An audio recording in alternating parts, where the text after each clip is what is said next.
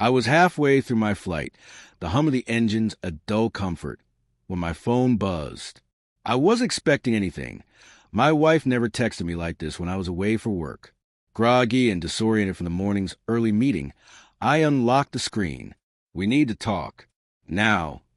No context. No explanation. Just those 6 words. My stomach dropped. My hands went clammy. I read it again. And again. At first, I tried to convince myself it was something mundane, maybe a household issue, a small emergency. But the sudden chill crawling up my spine told me otherwise.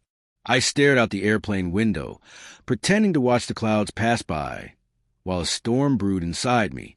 The unease didn't leave once I landed.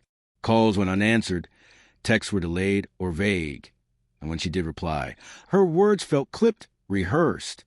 She said she was tired, stressed with work, and needed space. Space. The word echoed in my mind like a warning bell. I questioned myself first.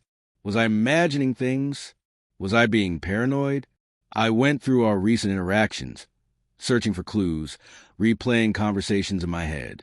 Had I misread her tone last week? The quiet way she avoided eye contact at dinner, the sudden phone calls she took outside, the laugh she stifled when my name popped up on her phone screen.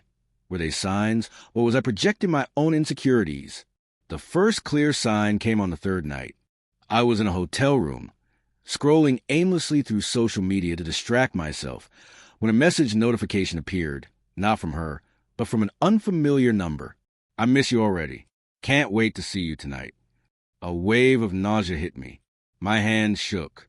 I tried to rationalize. Maybe it was a friend, a colleague, but deep down I already knew. I opened conversation, heart-hammering. The language, the intimacy, it was unmistakable. My wife was texting someone else. I didn't sleep that night. I replayed every memory. The quiet Sunday mornings, the dinners, the nights we talk about our dreams. And suddenly, every shared smile, every gentle touch felt tainted. Betrayal doesn't announce itself with a bang. Sometimes it seeps quietly, like poison into water, until nothing tastes the same again. By the 4th day, I had enough courage to confront her.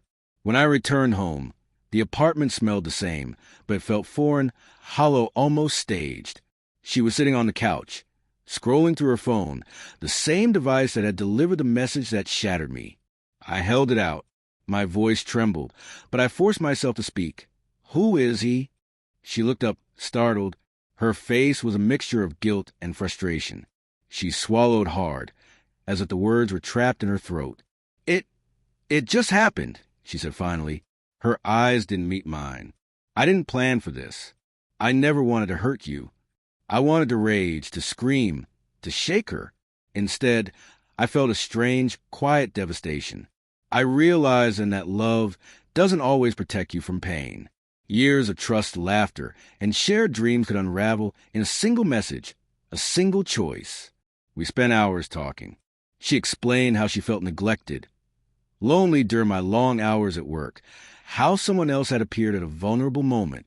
I listened, my heart splitting with every word. She wasn't a villain in her mind, just human, just flawed. But her humanity didn't make it any less painful. In the following days, I grappled with memories that now stung. Every dinner, every hug, every whispered, "I love you," seemed like a lie. The trust one had once taken for granted had turned brittle, sharp, impossible to ignore. Yet amidst the heartbreak, I found clarity.